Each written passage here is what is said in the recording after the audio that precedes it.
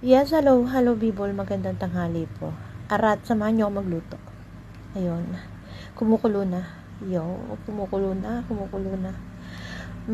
Nagluto ako ng sinampalukang manok na sarili kong version. Ayun, sinampalukang manok na may kasamang longta. Ayun, wala namang masama kung haluan ng longta. At saka ayun nga, may dugo ng manok na may bigas. Ayun ang nagpasarap doon. Samahan ko ng dugo ng manok. Fresh na manok yan. Yun yung alaga namin na broiler. Alaga ako na broiler.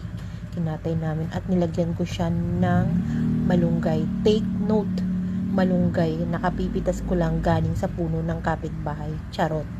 Hindi. Sabi ng anak ko, Mami, bakit nilagyan mo ng malunggay? Sinampalukan yan. Siyempre, tatanggi ba yun? Okay lang yun. Masarap ang malunggay, masustansya. Yun, nagluto ako ng may sabaw. Gawa ng ang aking kiyang pogi ay mayroong lagnat. Sabi ko para makahigop siya ng sabaw, pinagluto ko siya.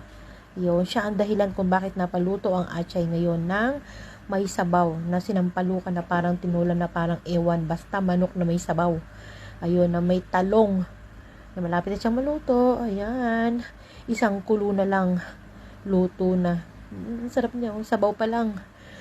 Mapaparami ka na ng kain. Halika na, kain na tayo. Luto na.